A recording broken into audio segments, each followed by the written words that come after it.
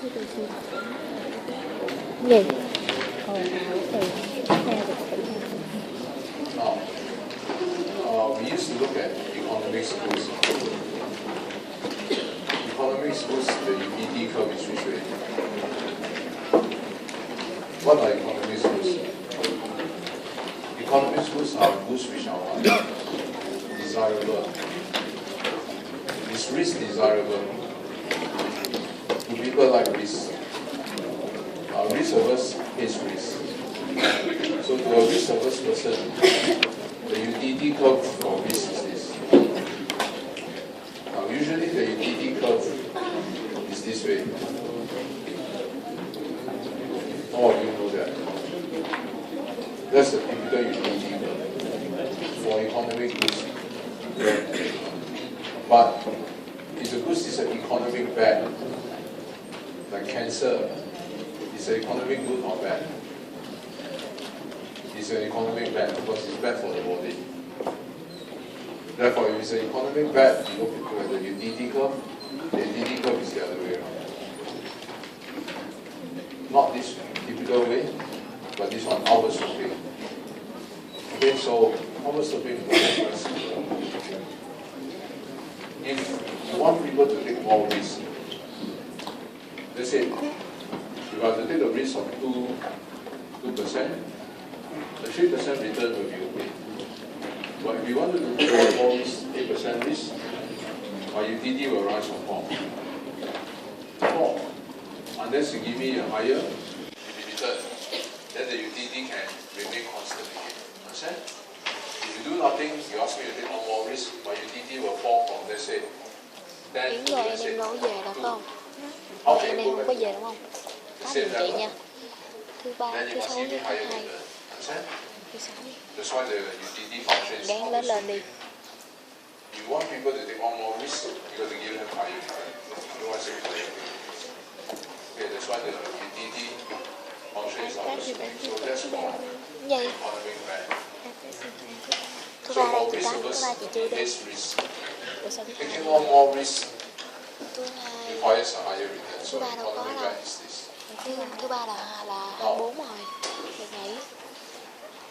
In actual practice, I think if you manage funds, many of you will become fund manager one day. So if you are investing in a portfolio of assets, so what happens is that you won't just buy one share, right? And I think most of you have learned this in corporate finance. If you are investing in a portfolio of assets, you will sure buy more than one share. You will try to diversify. Okay. So you will buy a portfolio of several stocks to reduce your risk. Now, for example, we have two assets, stock A and stock B. Now, RA and RB is the return on stock A and B. They call assets A and B. Now, every stock, of course, they have a risk. Now, in finance, we measure risk using what? Standard deviation. So, standard deviation is used to measure risk, right? The risk of stock A and B. So, row A and row B is the standard deviation of stock A and B. Now, as a fund manager, you will not put all your money, all your funds in one share. You put a certain fraction, alpha in A, and therefore how much in B? The remaining funds, 1 minus alpha in B. So that's obvious. So you diversify. Now, of course, the two share, there's some correlation between the two stocks. So you know also that correlation coefficient range from here to here. Right. So it's this value, that means they are perfectly negatively correlated. Meaning what? They are inversely related. They move in opposite direction. One go up, the other come down by the same proportion. Now, however, if the correlation coefficient is equal to this, that means they are perfectly correlated. That means they move in the same direction. When Japan Corporation move up by 10%, SIA also go up by 10%. Understand? They move in the the same direction, perfectly correlated. Now, since I diversified by buying 2 shares, what's the expected return on the portfolio? So the expected return on the portfolio obviously comes from 2 sources. What are they? Now, the return comes from stock A and stock B. Right? So how much from A and how much from B depends on your assets allocation. Since you put a fraction in stock A, that's why your return from stock A therefore is alpha times RA. Option. Alpha. Right? And since you put the remaining fraction of your money in stock B, and so therefore your return from B will be. So it's a weighted average, weighted by how much money you put in. Right? If you have $100, it's very simple. You only put $1 in stock A. So that's why your weightage is only 1%. So even if you stock A double or triple, you're not going to get a lot of return, right? Because you only allocate 1%. And of course, most of your money return comes from stock B, 99% of your funds. So therefore, the expected return on your share, since it comes from these two, you have to multiply by the fraction invested in A and B. Right, so therefore it's a weighted average return. Now, of course, every portfolio has a risk. Now, in finance, how we measure risk, we use variance or standard deviation. They're the same thing. Square root of variance, you get what? Standard deviation. Alright.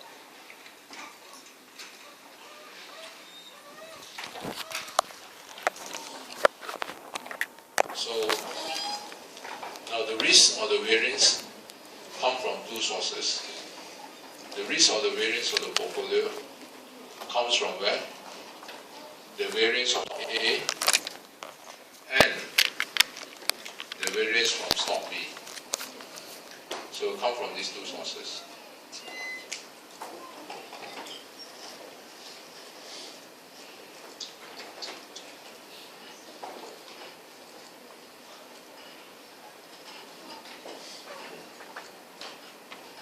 So the variance comes from stock A and the variance from B.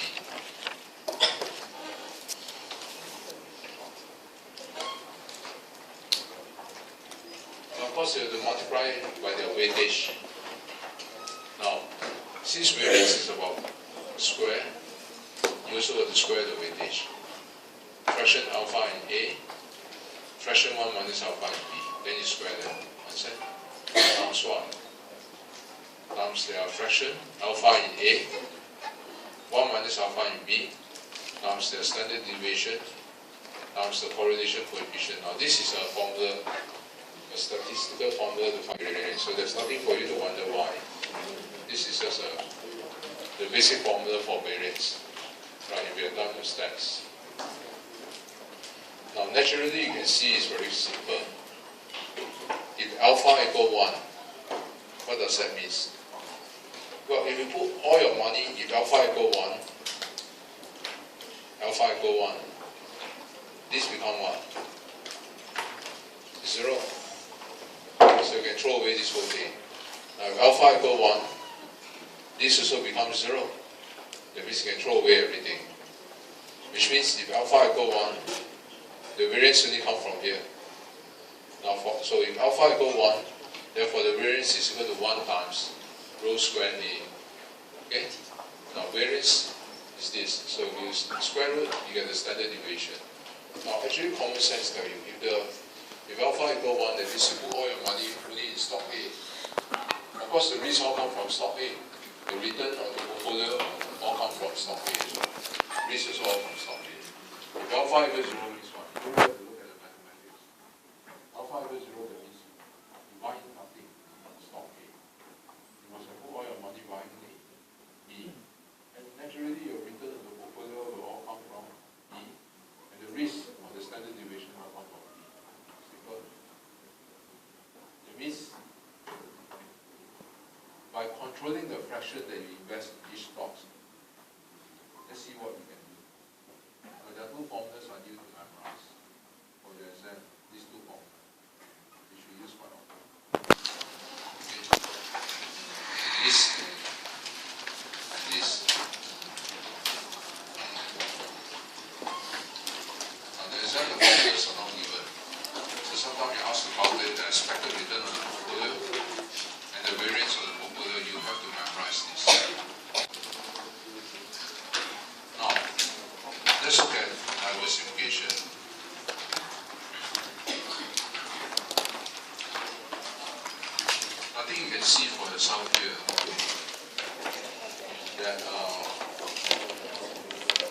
I said before, how to plot the